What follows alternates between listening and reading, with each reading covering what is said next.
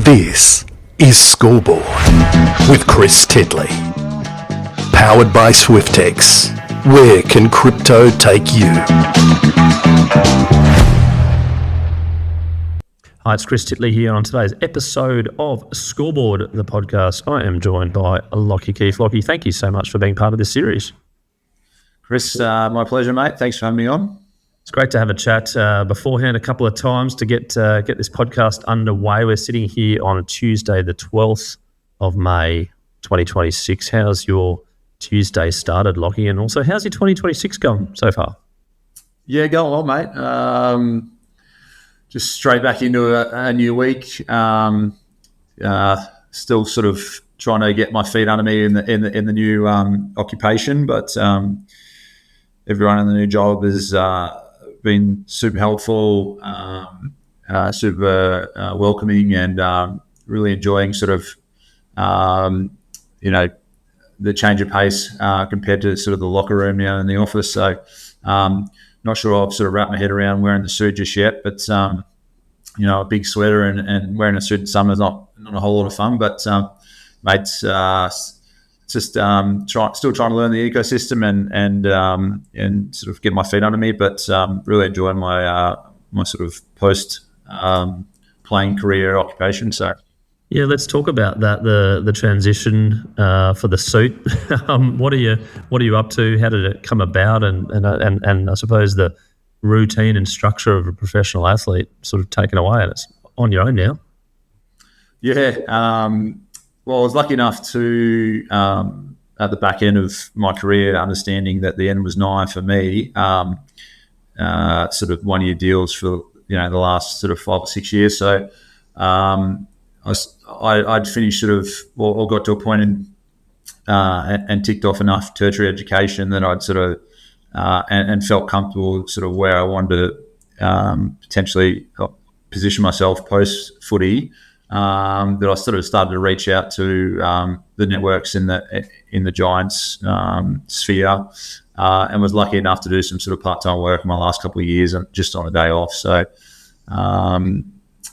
Just spent some time at a wealth advisor, again, through networks of the club. And then last year was lucky enough to do some time with Spire Capital, which is where I am now sort of situated. So obviously left somewhat of a positive impact with them, I guess, or enough of a positive impact to have me on full time. So here I am. Spire's essentially like a private markets fund manager, and so I just work in investor relations and distribution. So, bit of a whirlwind change of pace, but really enjoying it, learning plenty, and like I said, love the team that I'm working with. So, those 1 year deals that you mentioned about, did you feel like you belonged in the AFL and you're comfortable every year in the AFL, knowing that maybe around the corner there wasn't light, or how did you go about that in terms of the potential uncertainty? Yeah, no, I think I sort of by the end of it got relatively used to it, and just understood that was the caper that you sort of play in, especially my position within both teams that I played for. So become relatively like a normal sort of set of circumstances for me. So. My focus was always around just sort of trying to get the best out of myself and whatever that looked like at the end of the year, then so be it. But was lucky enough to play from my first year in the system was essentially 2008. So and finished up at the end of last year. So what was that, 17, 18 years of toil and clearly not one of the better players, more in the role playing sphere, but really enjoyed my time both in Melbourne and in Sydney, and learnt plenty of valuable lessons, met plenty of great people, some awesome experiences, and my time in the footy was for the most part like really enjoyable and loved it. So. When do you reckon you played your best footy looking back as a career in terms of the period of time? Yeah, it's a hard one to wrap your head around, that one, because as a young fella, you probably feel like you're playing, naive to the fact that,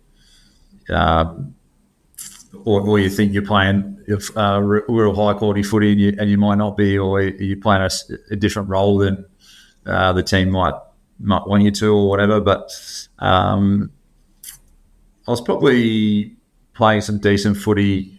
I'd say probably leading up to my first knee. I'd sort of cracked into the team, a pretty successful team in 2000 or played some games in 2011 after the Collingwood's 2010 premiership. And that 2011 squad and team was pretty good as well. Made a grand final, lost in the grand final, but was lucky enough to play some games in that year. And then 2012 sort of played the first 9 games of that season before I did my ACL. So, I mean, that was sort of my first crack at, consistent footy at AFL level, and felt like I sort of was starting to belong and playing some decent footy before sort of that little roadblock. But as most, or I dare say, all players would attest to in any sport, it's never linear. It's never linear, just a natural curve up and to the right. But so everyone has their own story about the way their form or injury play out. So I don't sort of begrudge those kind of moments, but that's probably where I sort of started to feel like I was getting some really good momentum before a bit of a roadblock. Just going to touch on the injuries. It's part of the game, but it's also, you can be unlucky and a few different things, and obviously there's setbacks. How did you cope with injuries? Yeah, I was relatively lucky in terms of, I've had 2 ACLs in my career, and so they're obviously long-term injuries. But I was relatively lucky in terms of soft tissues, those sorts of issues that plague certain players. But I guess with an ACL or any of those long-term injuries, you sort of can wrap your head around how long you're going to be out for. And so you can sort of plan and, set out a bit of a structure according to a relatively well-trodden path before you. And so wrapping your head around that is, obviously you're going to miss some time, but what are you going to do about it, kind of thing. And then so on the flip side, it's like, well, where can I take advantage? Where can I sort of get better? Is there other facets of my game that I can work on? And for me, especially that first ACL was still quite immature from a physical point of view. So being able to get in the gym for sort of 10 to 12 months certainly helped. So that's sort of where I'll put my focus, and I sort of learned some valuable lessons. Well, not lessons, but some some decent values early from my old man. Was like a lot of the stuff is just around, well, what are you going to do about it, kind of thing. So and so that setting out a bit of a plan and getting after it and see where you get to. On the flip side was sort of my approach to most sort of injury setbacks. But I guess, like I said, I've seen it happen before with guys where if they do soft tissues and it's a 4-week injury, and then they get a re-injury, and then it's when they come back and they re-injury first game back, and I never have to deal with that kind of struggle in terms of injuries, and I can understand how people that can take a toll on people's sort of motivation and mental capacity. But I mean, my journey was a little bit different to most, but I was just, I'd always look to what can I improve while I can't do this, play on the field, what else can I get to work out. Through the chats that we've had, you seem quite a calm person. Am I reading you wrong? And then if that's the case, when it comes to big games, big moments, lots of eyeballs, how do you go with that? I dare say, like most, I'd have my moments of probably extreme one end or the other, but I think in a lot of conversations and a lot of experiences I've had that generally speaking, I think if you've got a level head and you're in a situation, be it mentally or physically, where you're sort of calm or on a an even keel, then you're probably better. You're probably going to be in a situation where you can make better decisions. Whether that's on the field, off the field, all that kind of stuff. So trying to keep it an even keel, trying not to get too high or low. Whether that's sort of something that I've developed over time, or I'm just sort of not sort of predisposed to, being that way, then I think it sort of probably holds you in good stead. And then when it comes to clear thinking and the flow state or whatever it might be that you call it, how do you go now outside of footy? When are you the most clear in your thoughts?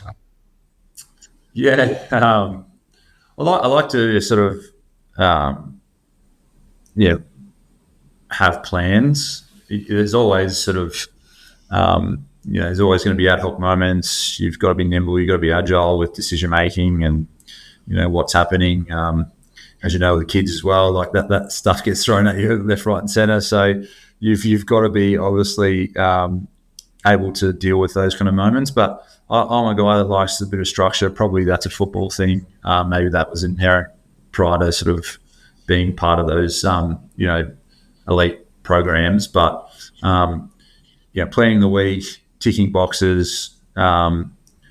Feeling like you've prepared in a certain way to then be able to sort of deliver on whatever the outcome might be, whether that be on the footy field or off the footy field. I think the more times you can sort of tick those boxes and have a cross, you're probably going to be better off. So I'm a sort of not a steadfast sort of diary journal kind of guy, but I like to sort of just, come Sunday, map out the week, to a certain degree of how it looked like, and if it sort of marries up, at the end of the week, and it's 60 or 70% of the way there, then you feel like you're on a decent path. So that's sorry, mate. You go. I was just saying, was there a time where you prepared the most and you felt good, and then just things went, say, horribly wrong, but like more the circumstances just changed dramatically, and you're like, whoa, it's pouring rain, or it's something happened, and you're like, well, I have to adapt to that, or were you like, okay, I'll bring on anything, and I'll adapt accordingly? Yeah, I reckon that I think you'll find that happens more often than not, especially like, in environments where you just can't control a lot of the outcomes. And so for me, it was like, if you know that you can't control sort of 80% of like 90, probably more, like not 95% of what's going to go on the football field. But like, what are the couple of things that you can come back to and feel like that that you're prepared well enough to then sort of meet those situations head on, and arm yourself with enough sort of knowledge, enough preparation that you can sort of probably get the best outcome of whatever that situation might be. So under no illusion that, like it's not going to work out, and it's not going to work out a lot of the time. So, if we can sort of put more balls in our court and sort of make decisions that are, we think might leave us in good stead, then they're kind of things I want to get right during the week before, push comes to shove, I guess. Did you ever sort of look back in your win-loss ledger in AFL games and where that sat? No, I haven't. I was lucky enough to, not that I played a huge amount of games early on at Collingwood, but that once I joined that team, they were on the up, and obviously culminated in the 2010 11 grand finals, and then there was a little bit of a downturn after that. And then once they exited Collingwood, went to the Giants, they were sort of on the up as well. So I was lucky enough to be around locker rooms and squads that were relatively successful. I wouldn't know my win-loss ratio. Don't worry, I haven't looked it up, but it's just a question I ask in regards to that. People just keep coming back, and probably A, it's a profession, but B, they're having fun, I'd imagine. Yeah, I dare say so. There would be. There's probably a few different pillars that sort of go into, why you keep coming back. But for me, like especially in that elite environment, like there was just no better place to be than in an elite environment, guys and girls who are looking to sort of just get after it, at the highest level, peak, and so especially in squads, when you're in teams and you sort of need as many people rowing in the right direction as possible, it becomes it's kind of euphoric when you can start to sort of achieve some of the things you set out to do, and I dare say most people sort of would attest to this from a sporting environment, but a lot of the times it's more the process than the end result, because generally speaking, from an AFL perspective, there's only one team that wins at the end of the year. And so and I was never able to taste, be in a team that tastes the ultimate success. I was around those sort of squads, but, so you could argue that, I failed 18 years in a row sort of thing. So, but those sort of processes that you go through to get to that point is sort of what's they're the chemical rushes that you sort of look for at the end of the day when you especially when you sit back and take it all in at the end. You were a late bloomer to footy. Do you think that was maybe viewed the game a little bit differently? I was always I was definitely always a sport guy. I grew up loving soccer. My mum was a tennis player. She played overseas. She played in America in the college system for a little bit. And Dad played, amateur level, park rugby essentially. But so I was always around sport. My friends love sport. I love sport. So I gravitated towards that pretty quickly from a young age, and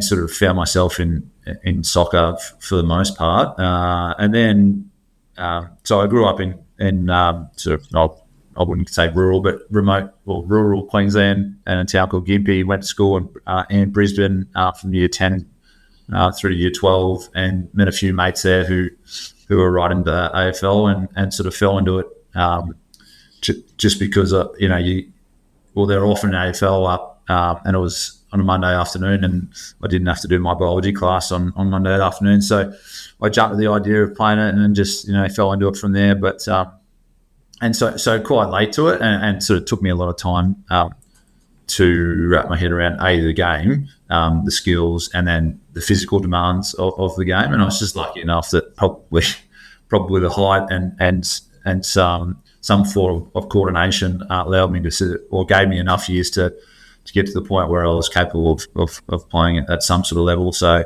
I don't know if sort of late to the game had too much to do with it, but I just always had an urge to how good, for me anyway, it was how good is just playing sport. I still remember the interview I had with Collingwood when I was first interviewing them there, and then essentially, I can't remember the question, but I was basically I said, if I can't play soccer for a living, I'd just love to play any elite sport. And so I don't even know if that was a smart call or if that's a naive 17-year-old talking rubbish. But I just love sport and gravitate to a number of different ones, and I was just lucky enough to be able to be capable to do that for as long as I have been. How did you go in your senior results in biology? Yeah.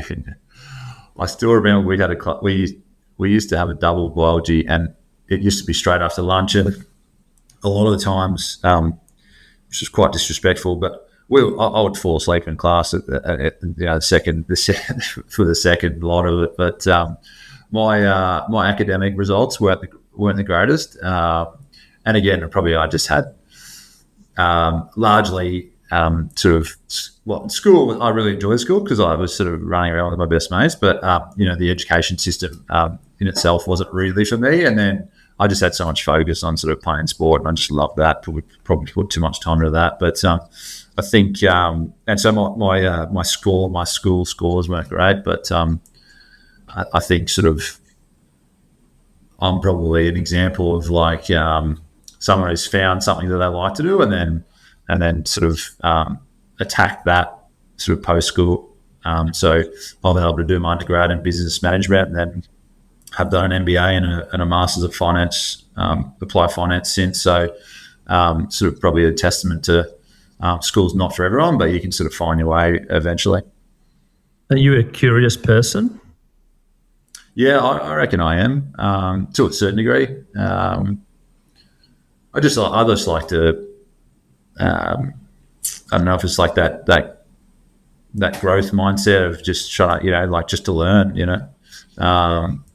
and so I definitely have sort of my faculties of where I sit, sport and finance or whatever it is, or investing, family take up a lot of my time, but generally curious about people, their stories, relationships, understanding different new and sort of interesting ways of whether it's health or like I said, this world here, this ecosystem here is very new to me. So like fascinating to learn, anything from product to macro environment to relationship to business to anything. So this has been a real whirlwind for me, but to learn all that stuff and, that's sort of, it's like energizing at the moment for me, definitely. I'll give you a hot tip, mate. Macro is very hard to pick in this current environment, and it's almost prediction. Been in the prediction. Just got off the call just then, doing bits and pieces, and last 6 months, credit crisis, the war, the SaaS apocalypse, et cetera, et cetera, et cetera. So it is obviously interesting, and you can definitely get in the minutiae of it, and you just got to be careful about getting too sucked in and too sort of in your own head with that stuff, as you're well aware. The similarities between playing AFL and a fund manager or a private equity group, what is there some distinct similarities or none at all? The one thing that I've sort of that stands out to me just from early days anyway is like just the relationship piece. Like I just think like good clubs, good organisations, there's a level of like trust,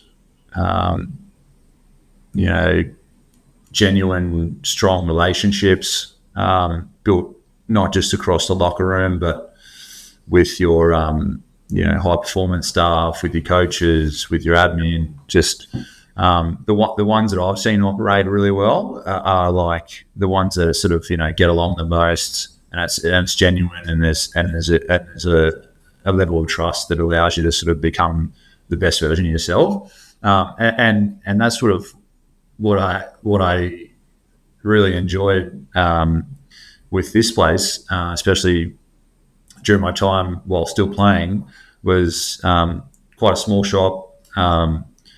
They've got 18 people or employed. Most people in Sydney, it's a national sort of business, but everyone's close. Everyone's in this one office, one floor. It's small. It's tight. It's, for lack of a better word, it's intimate. And then, you can build those relationships without sort of stretching yourself too thin. So everyone gets along.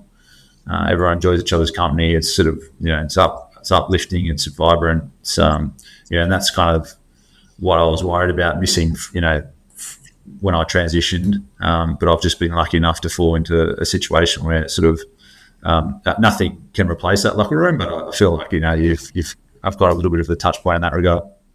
Do you give each other positions, being 18 of you? Oh, not quite. What would you be now? What's that? Sorry. What position would you be in that 18 now? Yeah, I'd be in the reserves, off on the bench somewhere, looking from afar, taking it all in, asking the captains what to do. I think one of the things I got told about when you transition from elite sporting environments into whatever might be next is, generally speaking, you're going to go from and not to say I was definitely the pinnacle, but you're at the top end of your profession, and generally speaking, you'll probably go and start at the bottom again. And so, how where does that sit with you? with your ego or your ability to sort of learn something new. And so I sort of was able to wrap my head around that relatively quickly. Learned that from the great Ed Cowan. So he's been a really good mentor of mine, transitioning from elite sporting environments into sort of the finance industry. And so, that was something he sort of forewarned me about previously. And so I think I would have done all right with that anyway, but it was obviously a good reminder that we're just have a good understanding before you do make that transition. I reckon off a long run with a good little high action here, a little outswing, you would have got Ed to nick one away, yeah? Yeah, well, Ed was a lefty, so I used to love – I played a little bit of cricket at school. Was lucky enough to play in the first 11 for a couple of years, but I would generally swing it into the lefty, so which I did love when it did happen, more often with a 2-piece rather than the 4-piece. But I was young, impressionable sort of fast bowler, and so I just try to probably bowl too fast and push too much down leg side, and probably there was probably more buys and that I was giving up to opposition than runs off my bat, that's for sure. Were you left foot as well?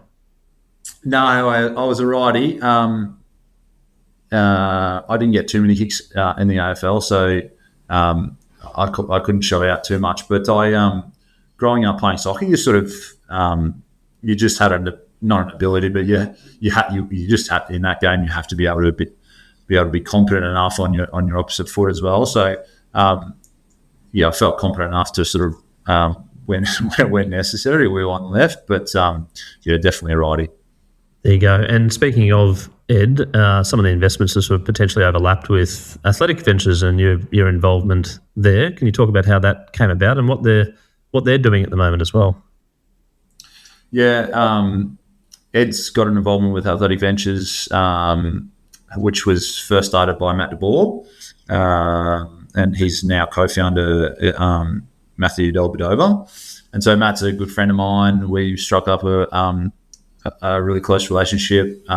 He spent some time at Freo and had a similar journey to myself. Obviously, 2 clubs, moved to Sydney, not from the area. So, and we lived just around the corner from each other. So we shared car rides into the club quite often. Just sort of thought in similar ways and shared similar values and ideas. And was just and Matt's for those who know Matt is sort of a guy who just loves to get after it, and that's sort of that's something that draws me to those kind of people, people I want to be around. So what Matt's done since leaving footy, or what he started when he was still playing at the Giants, is something impressive. So AV is sort of a community of athletes that invest in sort of startup companies or in that venture capital space. And so, a community of sort of 100+ athletes over, Australians playing internationally and domestic, multiple, male and female, multiple codes. So it's pretty cool to sort of be able to meet a lot of these people from, different walks of life, living a similar, living in a similar space to what you were. So bouncing ideas, just meeting cool people with similar traits, similar wants to sort of, or interests, has been awesome. And Matt keeps going from goal to goal, and sort of happy to be along for the ride, be it from an education piece and as an investor. So. Brilliant, mate. That's great. And long live that may continue in terms of the connections and networks and reaching out to people that are in similar situations, not just in footy, but maybe in other sports as well. We do have a couple of sponsors at Scoreboard that help us continue to tell stories from the game of sport. And our first one is SwiftX. And SwiftX is Australia's most trusted cryptocurrency platform with over 1.5 million users in Australia and New Zealand. And as part of their Where Can Crypto Take You campaign, we run a little segment called the bucket list, potentially where crypto could take you for a sporting event live that you haven't attended thus far. Lachie, where would you go? Where do you start? As I said, sort of have a pretty keen eye for like a lot of sports, and I kind of like the niche ones as well. So, there's a couple ones like even like you'd love to go and do the Tour de France or the Monaco GP and all that kind of stuff. But definitely being a soccer guy from way back when, like the World Cup finals or the UEFA Champions League finals, that kind of stuff. But like ones that really sort of suck me in is that theatre of like the derbies or those rivalry matches. So like anything from like Celtic versus Rangers, that would be cool to go to. The Milan derby at the San Siro, it's about to be redeveloped. So go to that old stadium or whatever. The Super Classico between Blocker and River, that looks incredible. So like obviously the product of like high quality soccer, but like the theatre of the big crowds and how crazy it is, and that sort of tribal nature is something that sort of attracts me. And hopefully sometime down the track, young kids now, it makes it a little bit tougher to go to those events, but at some stage I'd love to sort of tick off a few of those ones. And you got in the Premier League, you've got Tottenham, Arsenal, Everton, Liverpool, Man City, Man U. That'd be good to go to one of those rivalries. I'm a Devils guy, sort of Man U guy from way back. Jumped on the Sir Alex bandwagon and sort of rode that pretty hard for a while, and now they're struggling a little bit. But Liverpool, United City, like any of those, any of those big clubs in London too, like that would be epic. Yep. We've also got another partner in Pocketsmith, and some breaking news that Pocketsmith have renewed their sponsorship till the end of 2026. So we're thanking our sponsors, Pocketsmith, for that. And Pocketsmith is, thank you very much, or that's them, thank them very much as well. Pocketsmith is the personal finance app for the household CFO, the one keeping the budget in check, paying the bills and kicking goals. We've upgraded from over 80,000 Aussies to now over 100,000 Aussies use Pocketsmith to track their spending, to see their net worth and plan ahead. And Lachie, with all the money in sport and all the things that go on with the money thing of life and being an adult and responsible things, are you the CFO of your household? Are you the budgeter? Budget's probably a loose term. If there's anyone in our household that's the CFO, it's probably myself. You've just given Pocketsmith a fair plug, so I might have to jump on that, to be honest. I have heard a little bit about Pocketsmith, so obviously game and legs, like I said, the numbers are sort of undeniable there, but I like to sort of keep a decent track of sort of where we're at, from a financial standpoint. Like I said, sort of in that sphere now where enjoy investing and sort of tracking my money. So the family budget's probably been thrown to the wayside since the investing started. So probably need to might have to engage with the great Pocketsmith. There you go. You might have heard the Brad Crouch podcast where Brad was a user as well. So there you go. Shout out to them again. Yeah, that's I'll touch base with him, see what he reckons. Yeah, no, it's good, mate. There we go. Two final questions. We've got the scoreboard moment, and that is a moment in your life that's so visible, and the name of the podcast is Scoreboard. So it's a moment that's so visible and you can recall it over and over again, and from that, life kind of changed. Yeah, well, for me, it's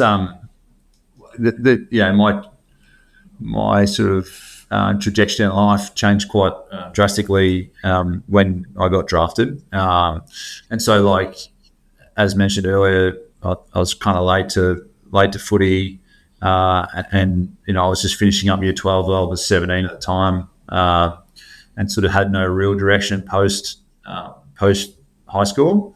I was going to go to uni and do the whole uni thing, but really didn't know exactly where I wanted to sort of play in that space. And so being drafted obviously allowed me to sort of put that on the back burner, dive into something, like I said, that was a bit of a dream to be an elite athlete. And so, that's pretty life-changing. And I was like, 18 years later, sort of built a decent career and then was able to, understand in the fullness of time where I sort of wanted to play in terms of, work or life after footy. So, I was very lucky and very fortunate to, have that opportunity to be able to sort of carve out that career, and then now to be able to carve out this one. Mate, I love that. Just that one moment in life, and the next 18 years has been out what it is. So, and one final question, which I love asking, is your favourite all-time sporting moment, something that potentially you could watch on YouTube 10,000 times. And I preface this that it does not include yourself. Yeah, okay. I as I said, I grew up a big soccer guy, or football, and I still remember distinctly the Aloisi goal, the Aloisi penalty. Shirt off goal against Uruguay. Shirt off, and I proceeded to do a similar thing. I was in year 11 in the dormitory, and it was quite late, as you can imagine, and I went to a big rugby school, and so to try to get, me and a few others to watch the soccer was, a large task in itself, and then to turn around and run around the school and wake all the kids up in the dorm was, I just still remember that moment. Obviously a young kid growing up, wanting to play soccer, and then that happening. That was a pretty cool moment. That still get, it's one of those moments where you still get goosebumps when you watch it now. Like, it's pretty crazy to think in Australia now, fortunate enough that they're pretty serious footballing country, but at the time, that was just sort of such a watershed moment for soccer in Australia. So that was a cool moment. And then I think the 8 out of 10 or whatever post that was well worth it. Mate, I remember that moment like yesterday. I was slightly older than you. I was at a pub, so we were doing the same thing, but maybe we kept our shirt on. But the atmosphere was unbelievable, and I remember it like yesterday. To be honest, can't believe it's 20 years this year. But anyway, Lachie Keeffe, thanks so much for having a chat today on Scoreboard, the podcast, and sharing some insights into your life pre-footy, during footy, and now post-footy into the next chapter of your life. Looking forward to catching up and helping where I can. Pleasure, mate. I appreciate it, and all the best. This has been another episode of Scoreboard with Chris Titley. Go back and check out some of the other episodes you might have missed.